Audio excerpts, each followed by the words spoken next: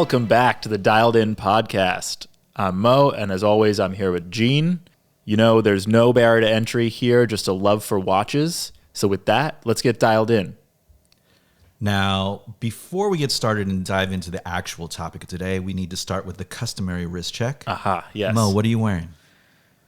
Got my tried and true Panda Daytona on. The 126 model. Okay. Right? So the newest one. With a couple of changes from the prior one. Great changes, in my opinion. You know, I would agree. Kind of harkening back to the more Though vintage 6263. Yes, and for listeners, Gene and I got this watch from our AD, which the same AD, maybe 6 weeks apart. I think that's right. Yeah.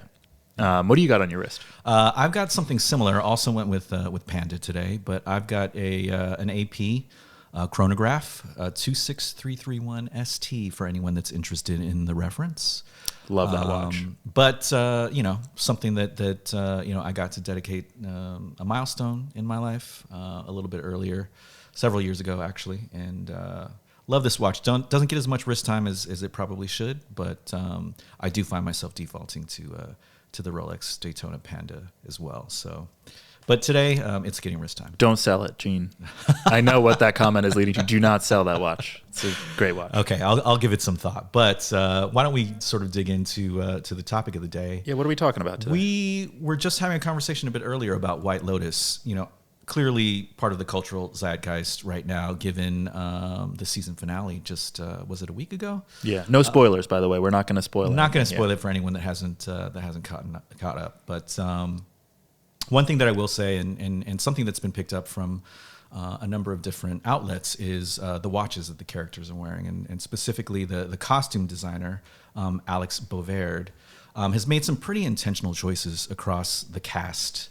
And watches in a very unique way have the ability to convey certain messages about the people that wear them.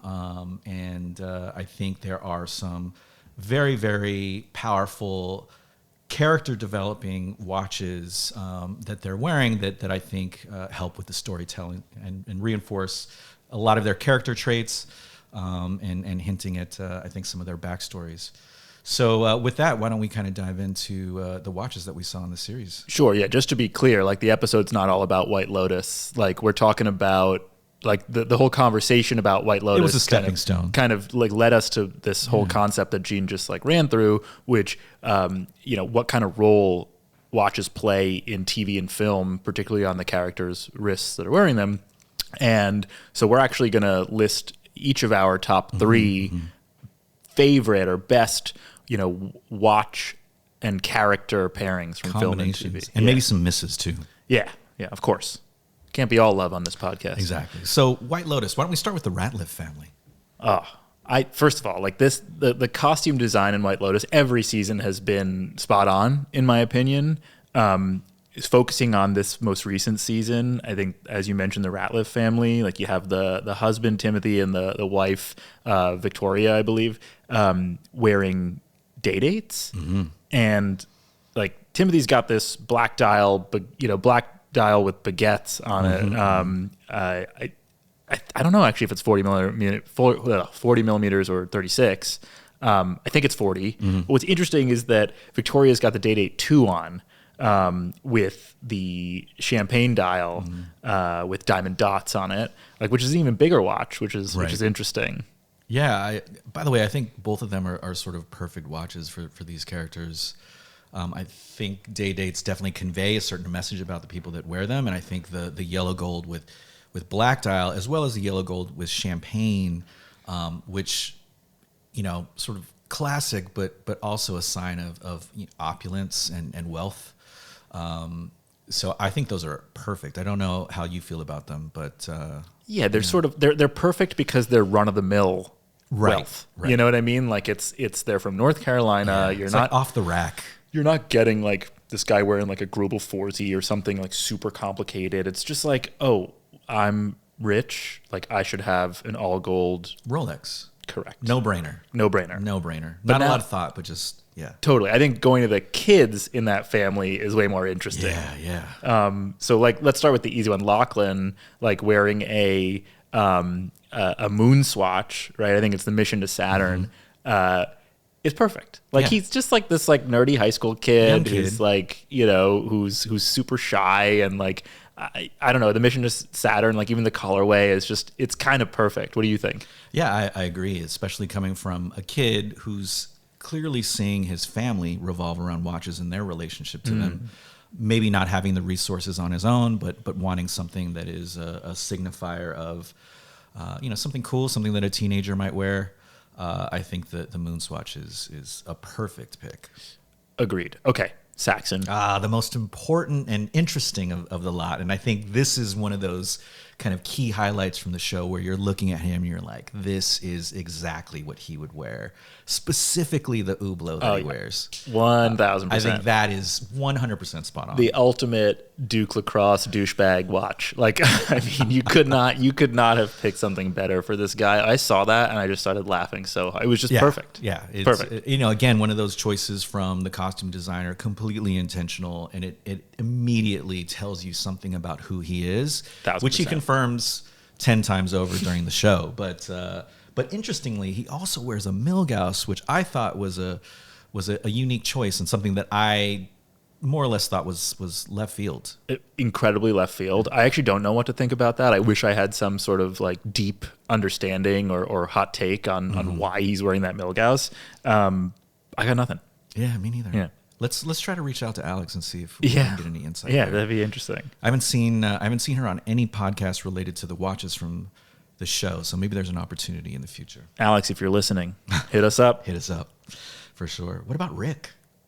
Rick is great. Like he's got this this date just in white gold on a strap.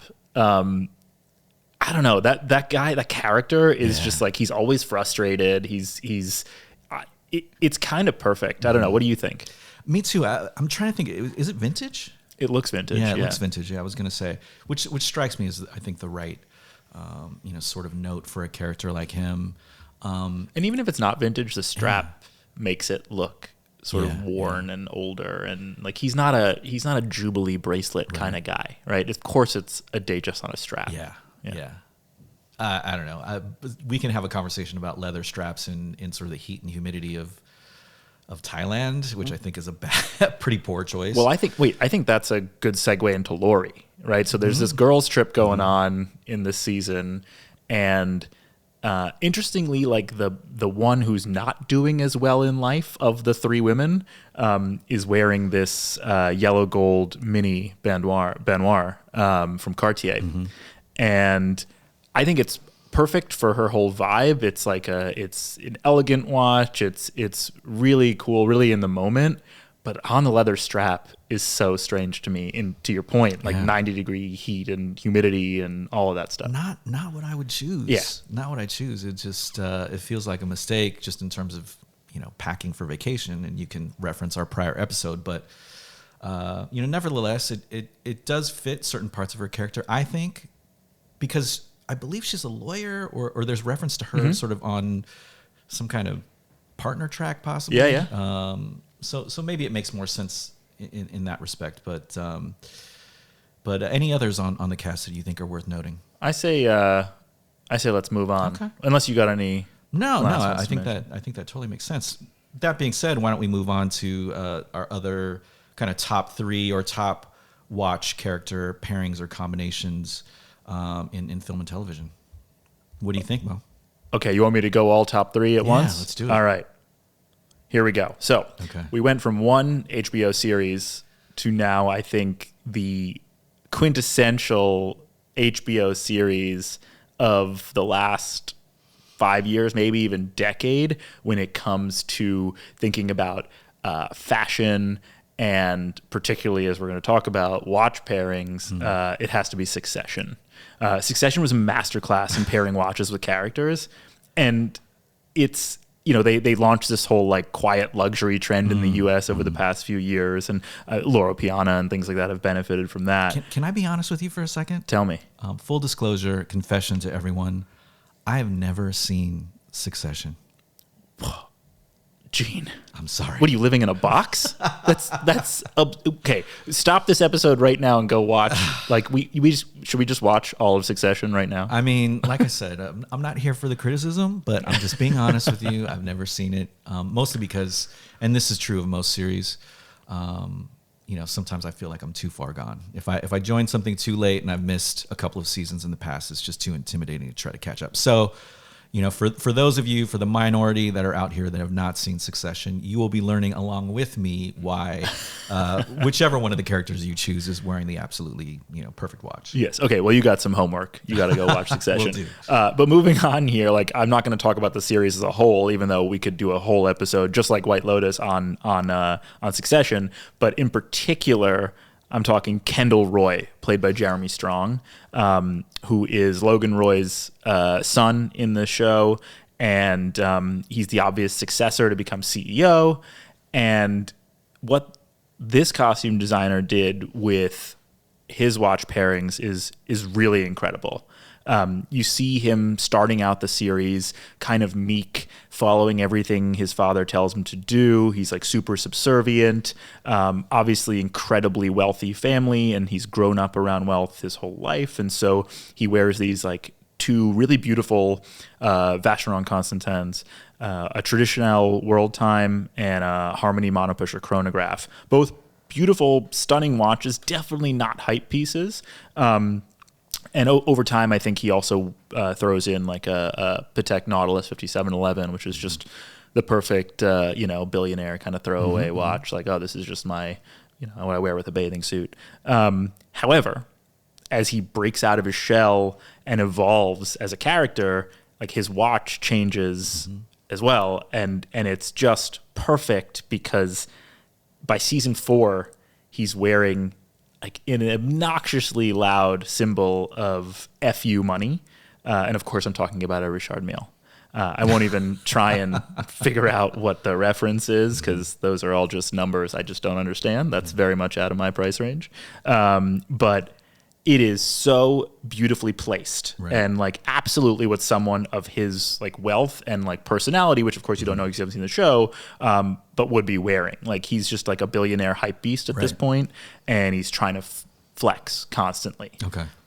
So it was sheer brilliance. So he kind of wants, it feels like he's the type of character that wants his wrist to speak for him. He wants that message to precede him before he even opens his mouth. Totally. He's the guy, he's like wearing these like beautiful Brioni suits, but like he's like wearing like Jordans, like limited edition Jordans with them. Like he's trying to be just like way cooler than he actually is, right? He like, there's a scene where he like raps in front of his whole company meeting. He's an insane character, and it's just like the Richard Mille is so perfect on him, especially watching the evolution of his character throughout the show. Can I ask you a question? Yeah. About your own personal watch journey here? Just speaking to the point of evolution and maybe, the way that our taste changes over time.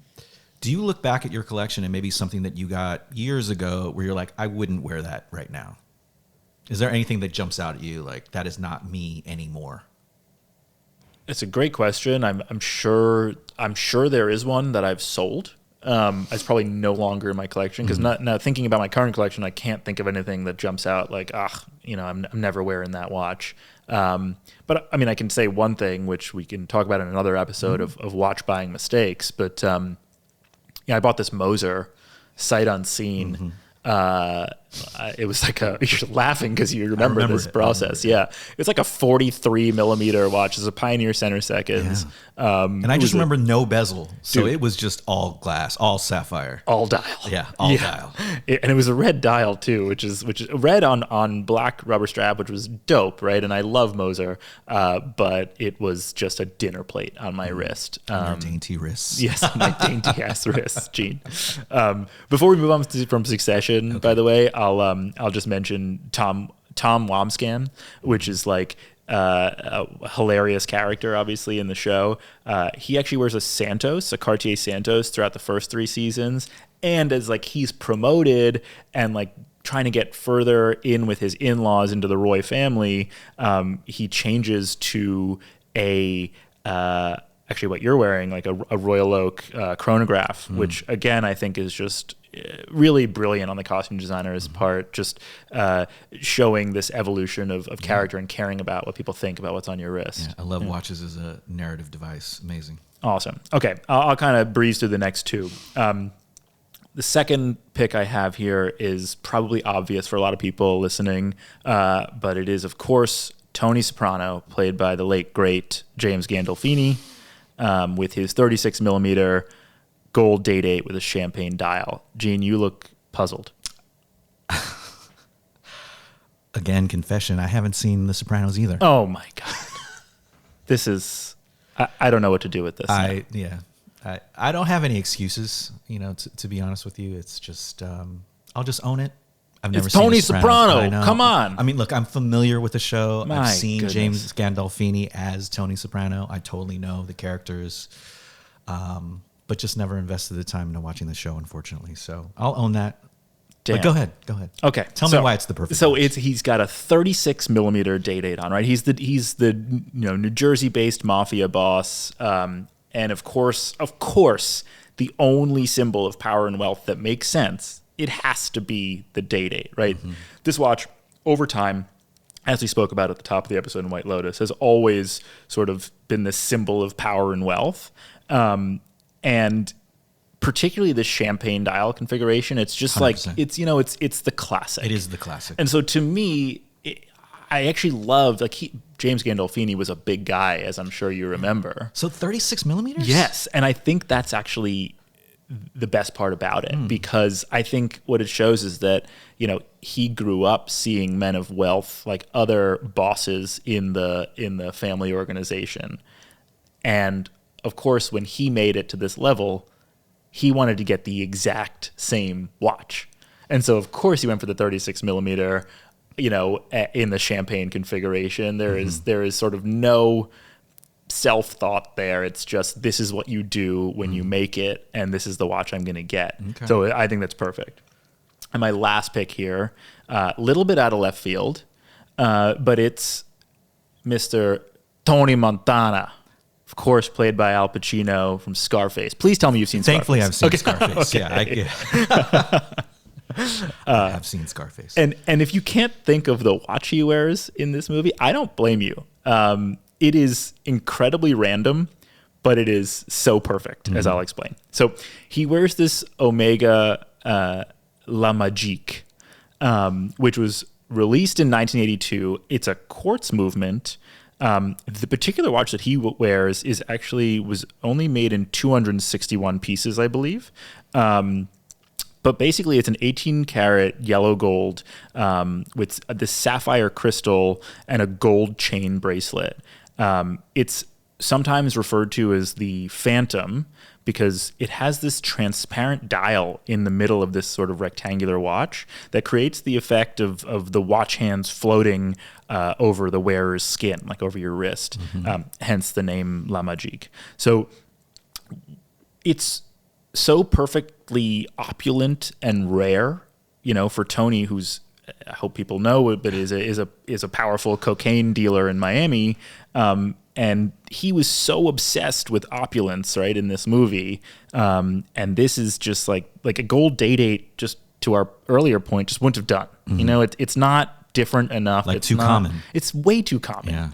Yeah. He's a guy of just all out ridiculously, right? Like if you remember his house and the scene where he's in his like hot tub with his jacuzzi inside with his TV and everything's gold and marble around him. Like this watch is so perfect. And I know, everyone listening should Google this watch, the Omega La Magique. It is subtle in its placement, I would say, but it is brilliant. I think another just like last thing I'll end on with this is that like I'm saying he chose to wear it because of the rarity and like the sort of crazy dial, but I also think that it's a nod to like him not playing by the rules, and a little bit of a nod to his like misdirection and dishonesty throughout the movie. And of course he'd have, sort of like a watch that sort of expresses misdirection too. Okay. Which I think is super interesting. Yeah. I have a character fail, but I'm going to let you go through your top three, and then maybe we can talk about some fails. Yeah, absolutely. You took a lot of good ones. I'd done some research leading into this, and given some of the some of the holes that I have in watching very popular series, I did have to do a bit of Google research around this. But a couple that did jump out to me, and I have seen both of these, is Patrick Bateman, played by Christian Bale in American Psycho. Which I think you've seen, yeah? Great movie. Have you read the book? I have not. Oh, okay, me neither. But I do know that it is important for that character in particular, and it's written into the book as well. Just because, Patrick Bateman, played by Christian Bale, is so obsessed with appearances and brand names and kind of what those things say about him. He wears a two-tone Rolex Datejust, and for someone in finance around that time, it just feels like the perfect watch. It's got gold. It definitely signifies status at that time for someone like him. Although, fun fact is the speculation is during filming, because Rolex didn't want their brand necessarily associated with a serial killer, a murderer. Yeah. He actually wore a Seiko. Oh. Yeah. That's actually something that's not widely known. I think everyone, again, because it's written into the book, and he actually references Rolex during the movie itself. The belief was that he was wearing a Rolex Datejust, but I think on further research, the prevailing thought now is that he wore a Seiko during filming. Yeah. And then, of course, one of the iconic series, just in terms of, something that relates to a very specific period of time is Mad Men and Don Draper, who goes through a path of watches as well. He starts the series wearing JLCs. And the one JLC that I think was perfect for him was the Reverso Classique. Perfect. Yeah, perfect for him. I think it represents kind of the 60s style and sophistication. And the general commentary around that particular watch is that in a very subtle nod to his character having kind of two sides, Two-faced. The duo face, kind of works well. I actually don't know if it's a duo face, but just the ability to kind of flip sides is something that is a subtle nod to his character as well. What does he wear throughout the rest of the series? I think there is a couple of JLCs, like I said. He also goes through, I think, at least a season wearing an Omega, and I can't remember the exact reference or model. I'd imagine it's a Constellation. Probably, yeah. It feels like the right fit. And then I know for at least one season he wears a Rolex. I believe an Explorer 1, because during the show, the firm actually represents Rolex for an ad campaign. Oh, yeah. Awesome. Yeah. Awesome. Although I don't know, the Rolex Explorer on Don Draper, that I got to go look that up. That seems so odd and out of place. Well, maybe I'm wrong. So feel free to correct me, but that is what I saw in my research. Yeah. Let's. I'm curious. But maybe one thing that we can both talk a bit about is Wolf of Wall Street, and the watches that are in there. Really interesting. Well, that's my fail. Yeah. Just So FYI, both Leonardo DiCaprio and Jonah Hill. So Jordan Belfort and Donnie Azoff. But let's talk about your fail. Okay. So my fail is that everyone knows, I think, that's seen The Wolf of Wall Street, that Jordan Belfort was a fraudulent sort of trader on Wall Street that made it very, very big time. And this character is portrayed by Leonardo DiCaprio, and basically he wears in the movie a gold-plated Tag Heuer 1000. And he even has this line in the movie where he references his $40,000 watch, which is laughable because this thing, I don't know, $1,500, $2,000 maybe was this Tag Heuer watch.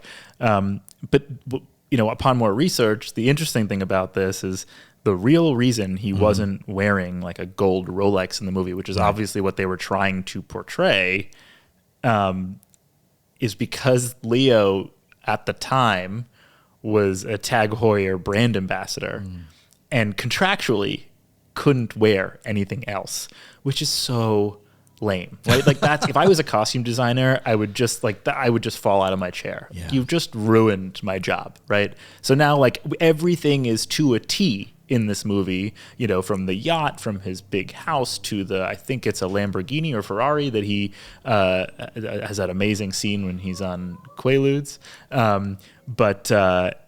You know, to wear this gold-plated Tag Heuer, I think is just such a fail. Okay. I don't disagree with you, although I will say he sort of brings it back.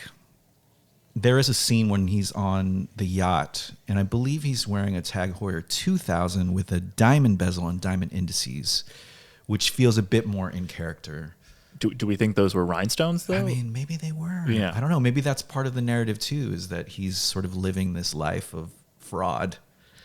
I like that, Gene. And I don't know. Yeah. I don't know. Who knows? We're working overtime for them here. But but I mean, and I should say, by the way, Leo is now kind of famously in the last, Rolex 6 months, Rolex ambassador. And he was one of the first ones with a land dweller on his wrist.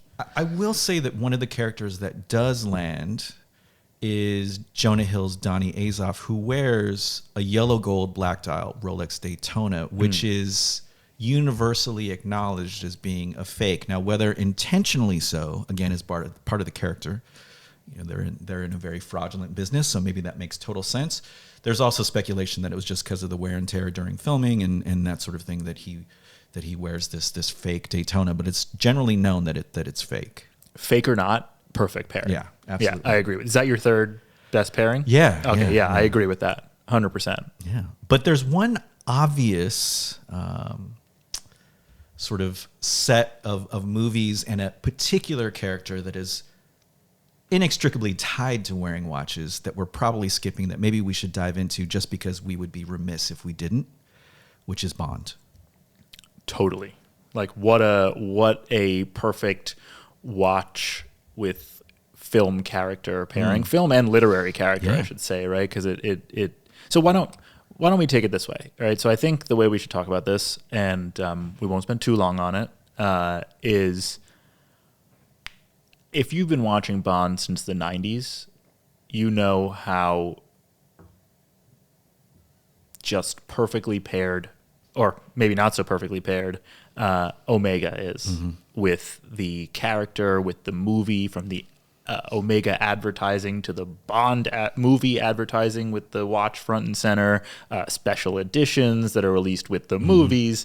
But if you look back into the books that Ian Fleming wrote, he writes in that Bond wore a Rolex, a Rolex Submariner.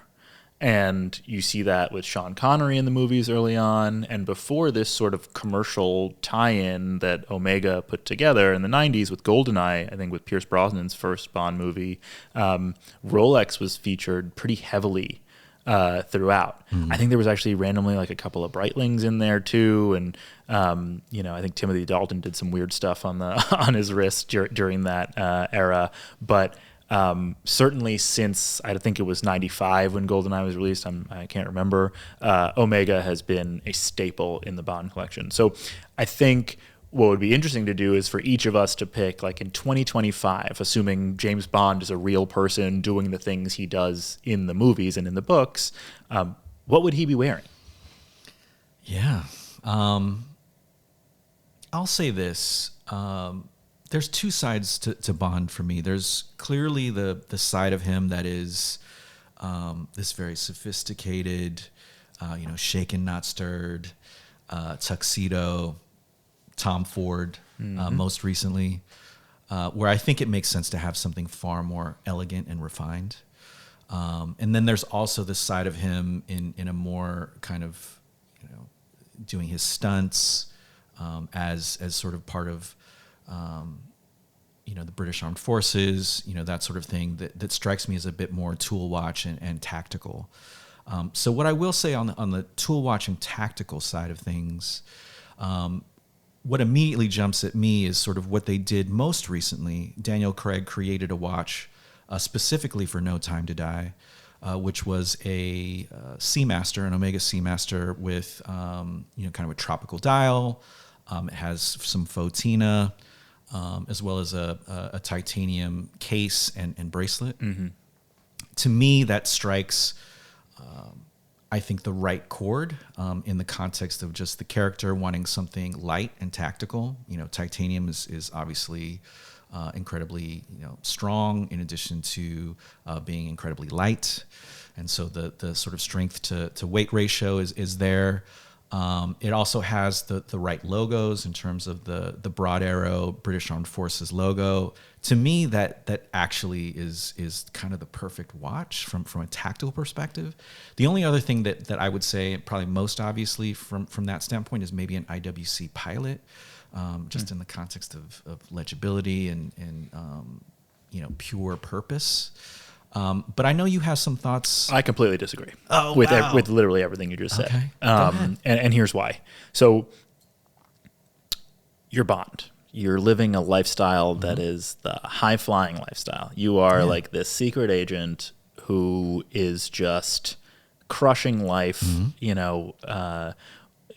1 to 5 night stands with just the most beautiful women in the world. You're driving an Aston Martin. You're wearing, as you mentioned, a $10,000 tuxedo. Yeah. And you're wearing all of this while you're like running in and out of gunfire and jumping off buildings and doing all the crazy stuff. Right. So this idea of needing, the functions of a tool watch is BS. Like, he's not wearing a wetsuit everywhere he goes. But he does from time to time. Yeah, sure, fine. In his go bag. He's not right? he's not a one watch collection guy. That's all I'm saying. 1000% agree with that. And so to me, what I think if I had to pick one watch. One watch. Okay, that's right? fair. If I had to pick one, he's absolutely wearing a Patek. And given the fact that he is literally all over the world at all times, right? Like, it's just he's just on and off flights and private jets and whatever. He's wearing a world timer, right? And whether that world timer is the platinum world time with the guilloche dial, or even maybe the cloisonné enamel dial with the globe on it, I think he needs something super elegant where he can go from. By the way, his casual is still dressed up in a sweater and a goddamn ascot or something, So I don't know. This guy is never casual. He would never buy an Omega sport watch. I don't think he's wearing the sub in 2025. I agree with it in the 60s. I think that's a great pairing. But if we're talking 2025, this guy has a complicated Patek on because he's always in a situation where he needs to be elegant and refined. And then I guess in the classic Bond beach scenes, maybe give him a yellow gold Nautilus, but like a 3700. I'm talking first edition vintage Nautilus, because he's an elegant guy and he's again, like I said, refined. And if you really need to bring it up to 2025 and make a statement with his beach watch, maybe even a Royal Oak Offshore, though I'm sure I'm going to get a lot of hate for that in the comments. I wish there was, and maybe there is, and it's not coming to me at the moment, but a British watch brand that might make more sense in that context. The only one that I can think of right now, and I just know qualitatively it's not what he would wear, is Romant. But outside of that, are there British watch brands? Roger Smith, right? Oh yeah, Roger Smith. Maybe. Yeah, I think that would be a cool, elegant watch. Yeah. Okay, that's fair. That's the only other thing that I can think of is maybe just leaning a bit more, British. Okay, so while we disagree, I think what we do agree on to close this out is that Bond would probably have multiple watches. 100%. And he would certainly have some sort of classic dressy piece in that collection. No disagreement from me. Yeah. I just think in addition to that, there would probably be the right time and place for something a bit more tool watchy, maybe along the lines of a sub, to your point, but sort of tactical as well. Love it. All right. With that, I think we gotta end this episode. But to everyone out there, thanks for listening. Why don't you let us know what your favorite watch pairings are with characters from television and film, and what you think Bond would actually wear if he had his choice of any brand today in 2025. As always, subscribe to the pod, follow us on socials at the Dialed In Pod, and we'll see you next time.